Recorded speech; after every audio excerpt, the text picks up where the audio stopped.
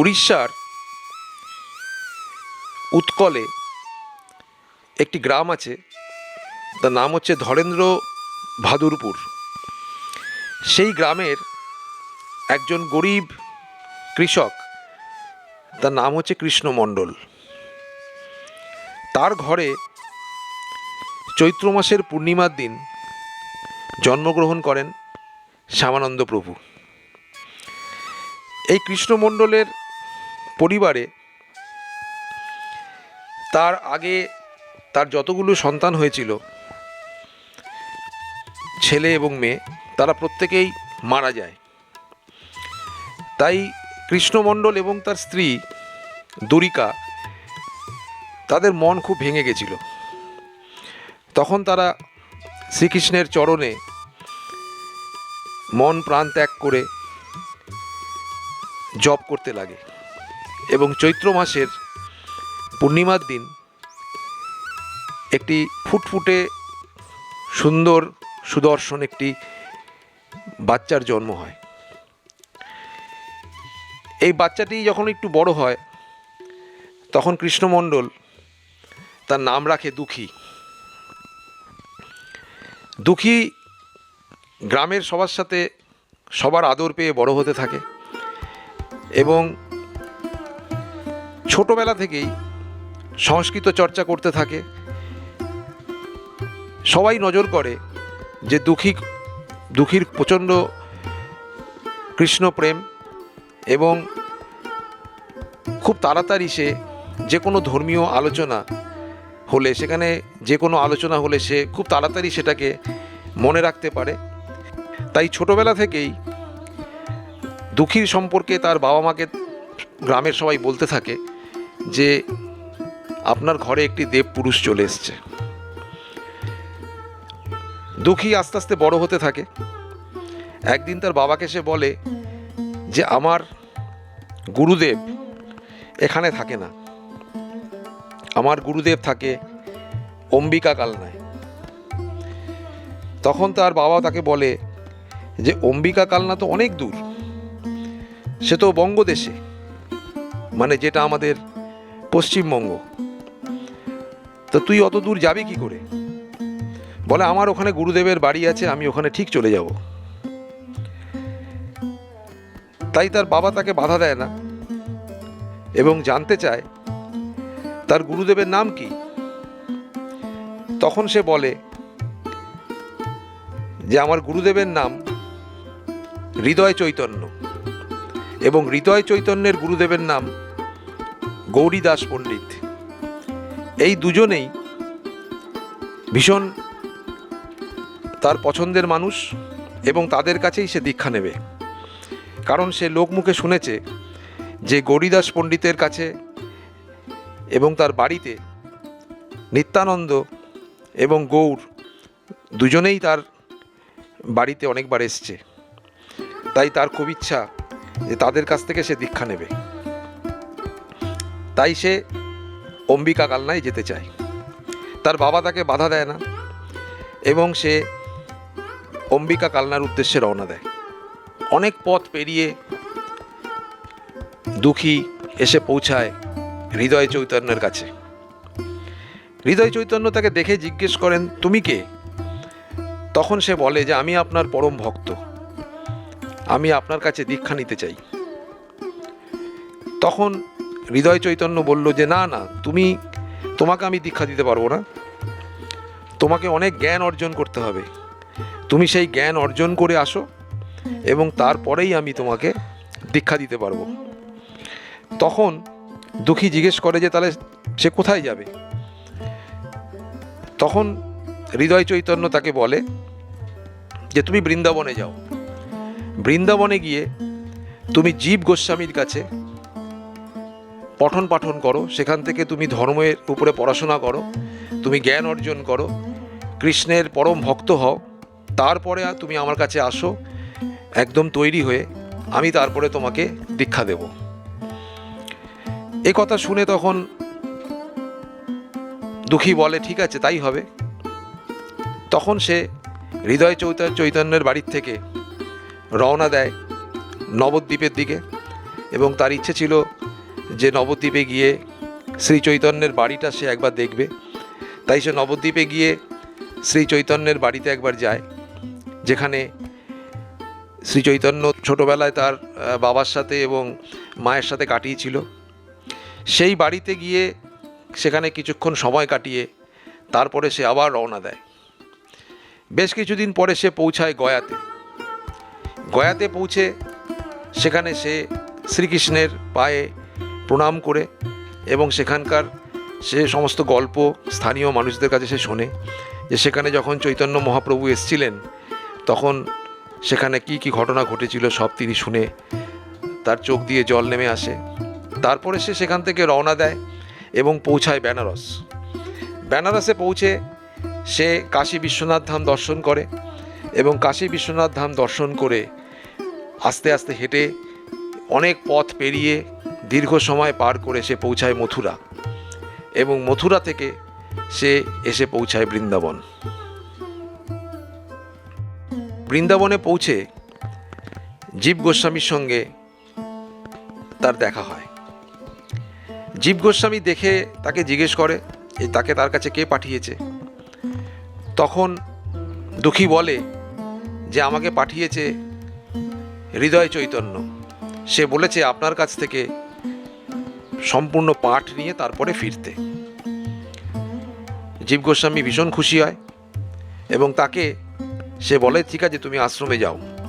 যখন সে আশ্রমে যায় তখন তার সঙ্গে দেখা হয় নরোত্তম দাস ঠাকুর এবং শ্রীনিবাসের সাথে। এই দুজনকে পেয়ে দুঃখিত ভীষণ খুশি হয় এবং সে এতটাই খুশি হয় যে এই তিনজন মিলে খুব ভালোভাবে শ্রীকৃষ্ণের জপ করা যাবে এবং শ্রীকৃষ্ণের কীর্তন করা যাবে এবং সময়টা তার ভালোই কাটবে। এরপর বেশ কিছুদিন কেটে যায়। জীব গোস্বামী তাকে বলে যে দুঃখী তোমার একটা কাজ আমি তোমাকে দিচ্ছি। তুমি প্রত্যেক দিন আমার একটি জলের জগ আছে, যে জল আমি পান করি, পাশেই আছে কৃষ্ণকুঞ্জ। তুমি সেই কৃষ্ণকুঞ্জের থেকে প্রত্যেক দিন সকালবেলা জল এনে আমাকে দেবে, এটাই তোমার কাজ। দুঃখী ভীষণ খুশি হলো এবং প্রত্যেক দিন সকালবেলা সে কৃষ্ণকুঞ্জ থেকে জীব গোস্বামীর জন্য জল আনতে যেত। একদিন যখন সে জল তুলছে, হঠাৎ সে তার জলের বালতির নিচে একটা কিছু চিকচিক করতে দেখে। তখন সে ভেতরে হাত ঝুঁকিয়ে যখন তাকে তুলে নিয়ে আসে, দেখে যে একটি নূপুর, একটি বা পায়ের নূপুর। তখন সে ভাবে নূপুরটি কার।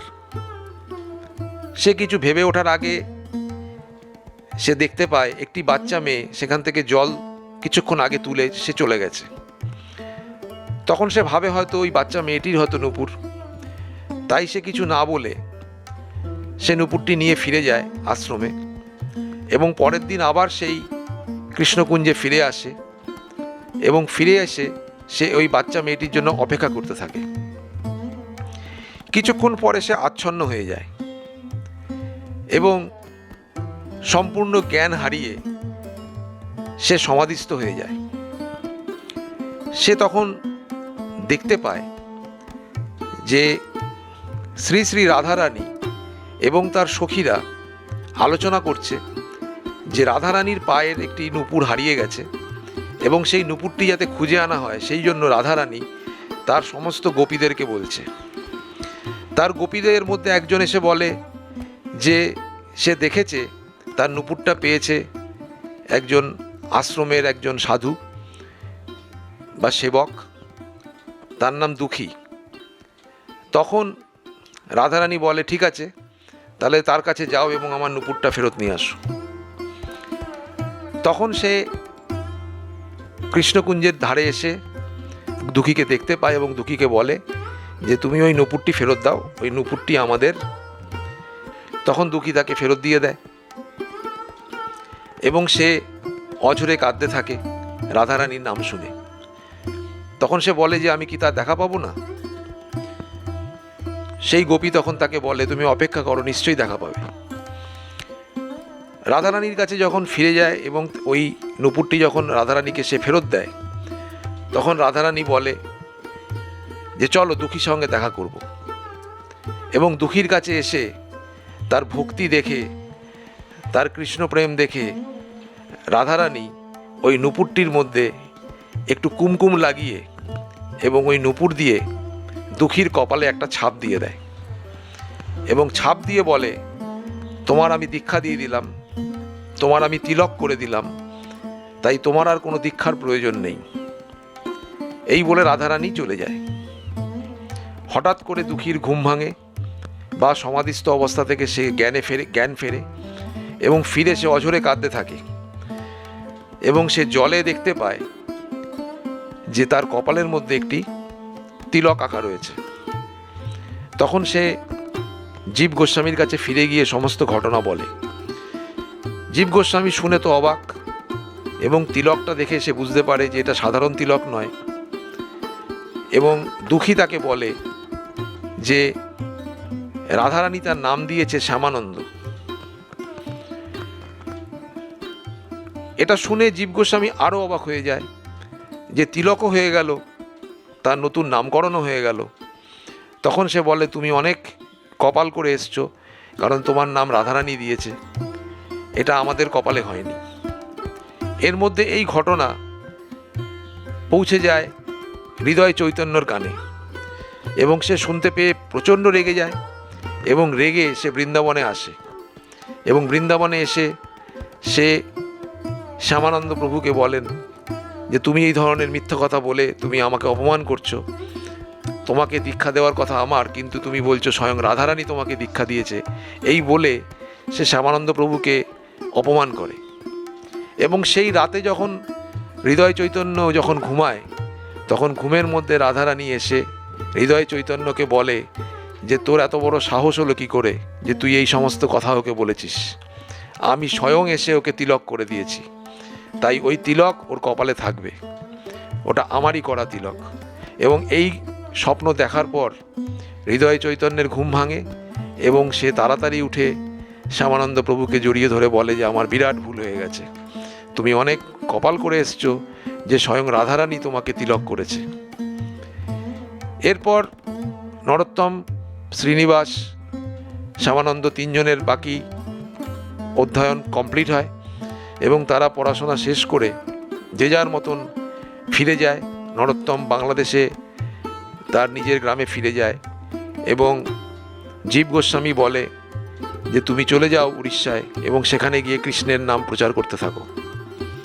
এবং কৃষ্ণের নাম প্রচার করতে বৃন্দাবন থেকে শ্যামানন্দ প্রভু ফিরে আসে তার নিজের গ্রামে এবং সেখানে এসে শুনতে পায় যে গোপীবল্লভপুর বলে একটি জায়গা আছে, সেখানকার রাজার যে ছেলে সেও নাকি ছোটোবেলা থেকে এই কৃষ্ণ মন্ত্রের জন্য পাগল। তখন সে শুনতে পায় লোকমুখে যে সে একটি মন্দির করতে চায়।